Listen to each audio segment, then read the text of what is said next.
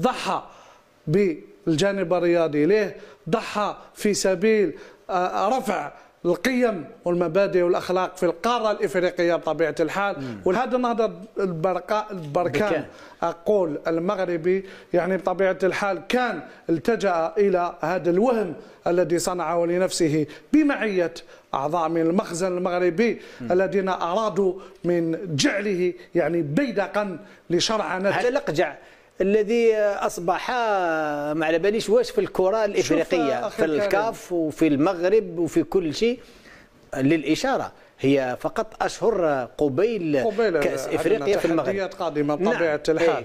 ما هي قراءتك القانونيه وقراءتك الدبلوماسيه؟ القراءه واضحه لعموم مشاهدينا الكريم وعموم متتبعينا سواء محليا سواء دوليا افريقيا. طبيعه الحال انا قلت لك منذ قليل انه هذا الاقجع أراد أن يجعل نهضة بركان بيدقا لشرعنة الجزائر بصفتها يعني سفيرا للنوايا ودعني أقول للتقاليد الإفريقية، سفيرا للدولة الجزائرية راهي تدافع عن الحقوق عن معظم القضايا الإنسانية في المعمورة. بالمقابل دكتور وأنت تتكلم على وفاء الجزائر وثباتها في القيم والدفاع عن القضايا العادلة، كانت هناك حملات كبيرة، كان هناك تحامل كبير من الطرف الثاني والطرف الآخر الذي يتكلم بأنه راح تتأهل نهضة بركان مباشرة وبأنه هذا سيفرض على الجزائر وعلى اتحاد الجزائر الاعتراف بهذه الخريطة الوهمية التي كانت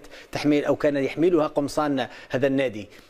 ضحى بالكثير من الامور، ضحى بالجانب الرياضي، ضحى بمكافآت ماليه، الجانب المعنوي بطبيعه الحال في سبيل نصره ماذا؟ نصره الرايه الجزائريه في الساحه الافريقيه ونصره الجزائر من خلالها امام مختلف التحديات الاقليميه والدوليه. الجزائر ناصره وتظل اقول مناصره للقضايا الانسانيه الافريقيه. معنى ما كانش المقصود فقط فريق اتحاد العاصمه ولا البطوله. شوف انا قلت لك استعمل ماذا؟ استعمل نهضه بركان هذا النادي استعمله بيدقا قضيه سياسيه اكثر منها رياضيه.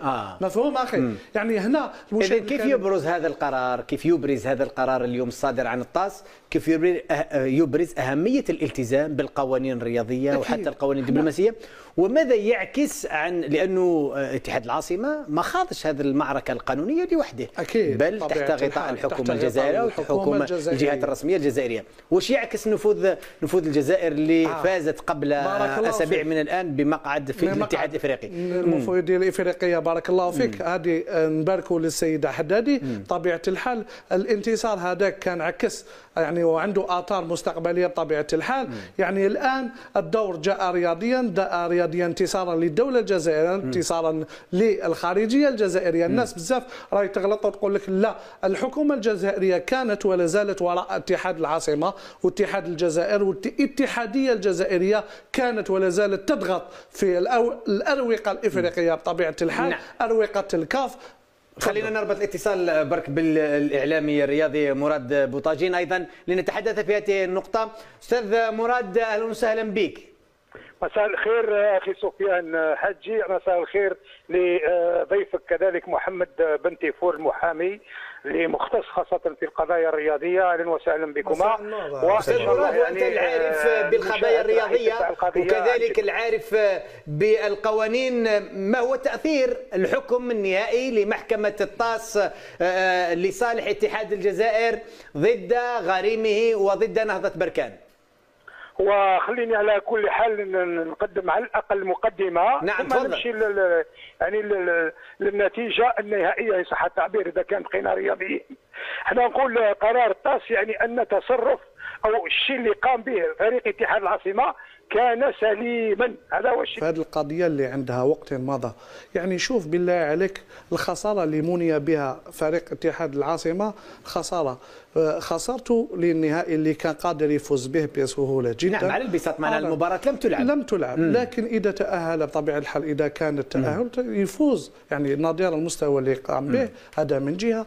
الأضرار المعنوية اللي واجهها، تأثروا بفقدانه لهذا اللقب، تأثروا من المكافآت المالية اللي كان حيتحصل عليها طبيعة الحال جراء هذا، وبعدين النتائج العكسية اللي صارت له في البطولة، اللي صارت له في كأس الجمهورية، يعني العديد من الأمور اللي ضحى بها فريق اتحاد العاصمة. وكان سيتكرر هذا السيناريو العام هذا. السيناريو الجانب المضيء بارك الله فيك في قضية الحال، الجانب المضيء في أنه هذه المهزلة لن تتكرر. جنبت اتحاد الجزائر وكذلك قسنطينة، نادي القسنطينة بطبيعة الحال. هذه المهزلة التي ولولا لطف الله عز وجل ومحكمة التحكيم الرياضي هذا جنبتنا من سيناريو آخر، مهازل أخرى، استعمال السياسة في الميدان، هذا جنبتنا أن المباراة سوف تلعب كرة قدم وليس سياسة.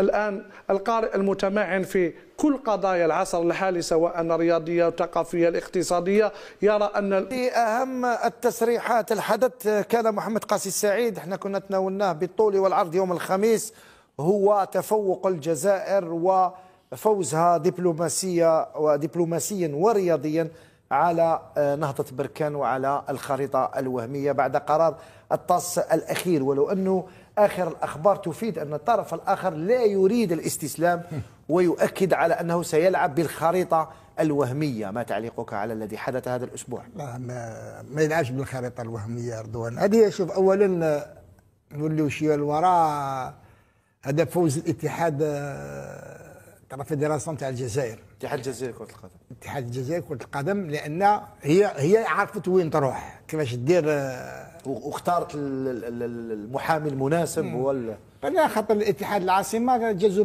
تقريبا اكوتي لما حبوا يطاكيو نادي بركان على النتيجه وتنعاود اعاده المباراه. اتحاد الجزائر راح الخريطه الوهميه.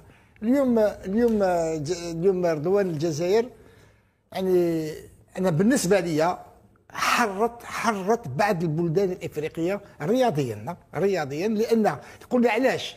نقول لك رضوان، نولي شويه للوراء، تقريبا المقابله تصفيه كاس العالم وكاس افريقيا ذهابا وايابا في البلد الجار. وعلاه؟ لماذا؟ هذا خيارات بعض البلدان الافريقيه. كان خوف عليهم رضوان، كان ضغط عليهم باش يخيروا. اليوم الجزائر عطات لكم فرصه باش تكونوا احرار رياضيا، تلعبوا وين تحبوا، ما تلعبوش دائما عند الجيران. وزيد كان حاجه اخرى، لوسما اليوم بعد ما قامت به العام الاتحاد الجزائري، لوسما لازم تقاضي لاكاف، لان لوسما خسرت دراهم رضوان، خسرت اموال كبيره في تنقلات. التنقل ديالها البركان وما لعبناش، يعني كان عده اموال اللي صرفتهم. ولا اموال الطاس سي لا فاف كي ابري اون شارج اموال تاع الطاس. معليش، لكن سي لا فاف كي ابري. معليش سي جوست لا، ولكن واش قالت علي بن شيخ؟ قال تطلب ايضا تعويضات على انها من الناحيه الرياضيه لو كان لحقت لا فينال. وشفت انا الان بعض اعضاء تاع اتحاد العاصمه السابقين وكذا كلموا نفس الكلام، قالت لازم ندومونديو الان تعويضات كبيره خاصه من الناحيه الماليه. بون سمير قلت لي لافاف سي دراهمنا. Non, c'est juste une petite précision, mais c'est la FAF qui a fait. لوسما ديبوزي بلاتين، لوسما خسرت دراهم بزاف في هذه لافير هذه. سي كلير سي كلير.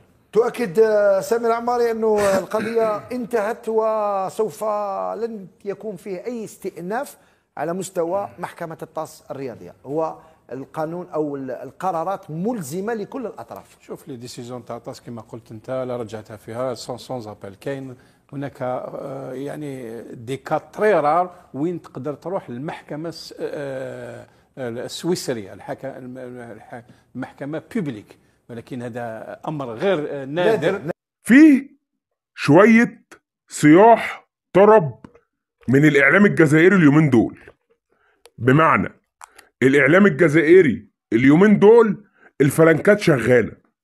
عارف انت حضرتك الاكلان اللي هم بيقولوا عنه ده، بيجي اللي بيجي في الفلنكات من تحت بيقيدها نار، اجرك الله، بيقيدها نار، بيخليها ملهلبه. الاعلام الجزائري اليومين دول او قناه الهداف الجزائريه او القنوات الجزائريه بيدوروا على منشئين المحتوى ويأذوهم، يقعدوا يعملوا له حاجات يعني حاجات اسمها ابلاغات، حاجات اسمها انذارات. كل ده ليه؟ عشان بتتكلم كويس عن المغرب. ولما جيت ادور، طب فما في قنوات جزائريه مثلا، ايه نظامها؟ يعني القنوات الجزائريه دي ايه نظامها لما بتتكلم عن الجزائر كويس؟ او القنوات دي، او لما قنوات تانية تتكلم عن الجزائر كويس ايه نظامها؟ عادي عدي. انما لو انتم مفكرين ان انتوا تقعدوا تعملوا فينا ابلاغات وتقعدوا تعملوا فينا انذارات عشان خاطر بنتكلم عن المغرب بما يرضي الله، لا عادي. عايزين تعملوا اعملوا، عاوزين تعملوا اعملوا، الواحد على الله. يعني مش همه. لو وقفتها لنا من بكره يكفي ان احنا نتابع اخبار المغاربه وانجازات المغاربه عن طريق مثلا مواقع الميديا. هنتابع انجازات المغاربه، الحمد لله رب العالمين، انجازات المغاربه ماليه الدنيا بحالها. بالله عليكم نعمل لايك، نشترك في القناه، نفعل الجرس على الكل، ويا ريت نصلي على النبي عشان معانا النهارده تفاصيل واخبار ناريه ومش جايبها من عند الحمد لله رب العالمين. الاخبار ماليه الميديا. اول حاجه يا جماعه، خلاص الانتخابات هانت، يعني كلها كام يوم ويتم الاعلان عن الانتخابات. ولكن يا جماعه الكلام اللي جاي لي ان المغرب او فوزي لقجع واخد اصوات اعلى من وليد صادي. يعني وليد صادي اصواته قليله جدا، هنا بوريده المصري اصواته قليله جدا. مين المتفوق عنهم؟ لقجع لقجع لقجع لقجع. مين المتفوق عنهم؟ لقجع. طيب الاعلام الجزائري الكلام اللي جاي لي والجزائريين ان هم، ركز بقى معايا في الكلام اللي انا بقوله ده، الاعلام الجزائري الكلام اللي جاي لي ان لو تم فوز لقجع 12/3 الانتخابات الجايه دي، سيتم انسحاب الجزائر من بطوله كان افريقيا المقامه في المغرب. يا اخي في داهيه، يا اخي في داهيه، يا اخي مع السلامه والقلب دعيلك. يا اخي الباب اللي يودي ده هم نفسهم هيعملوا فرح، ده هم نفسهم السلطات المغربيه هيعملوا فرح ويجيبوا العمده. شفت فرح ابن العمده؟ يعملوا فرح زي فرح ابن العمده. ايه يعني هتنسحب من كان افريقيا المقامه في المغرب؟ ده هو انت كل حاجه معموله يا عم الجزائري عشانك انت، كل حاجه معموله في المغرب ومدروسه عشانك انت. التاشيره، نظام التاشيره ده معمول عشانك انت يا جزائري. يعني بحيث ان يبقى في تاشيره، اي حد في كان افريقيا المقام في المغرب كل واحد يبقى ليه تاشيره، وكل واحد يبقى معروف هو مين، وبطاقته تبقى متسجله على الموقع اسمه موقع يلا تقريبا. كل التفاصيل المدويه عن اي جزائري في المغرب معروفه، ودي اللي السلطات المغربيه بيخططوا له. فانت مش بمزاجك، انت مش يا جماعه ده في جزائري طلع وبيقول لك انا هروح اعمل اعمال شغف في المغرب واذا كان عاجبكم. يا حبيبي مش بمزاجك.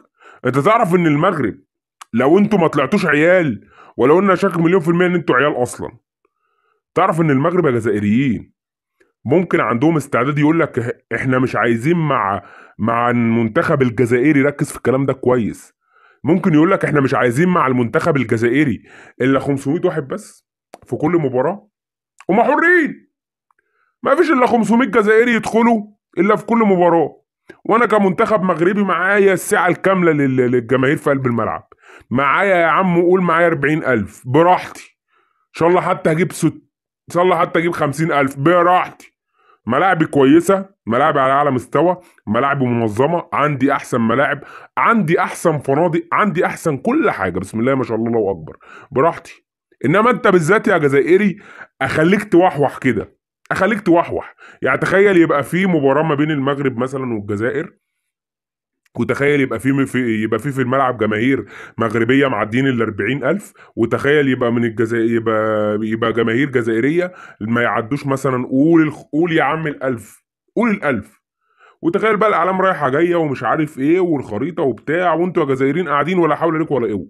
تخيلها كده معايا، انا عن نفسي والله تخيلتها. فبالله عليكم نعمل لايك، نشترك في القناه، ونقول راينا في حلقه النهارده.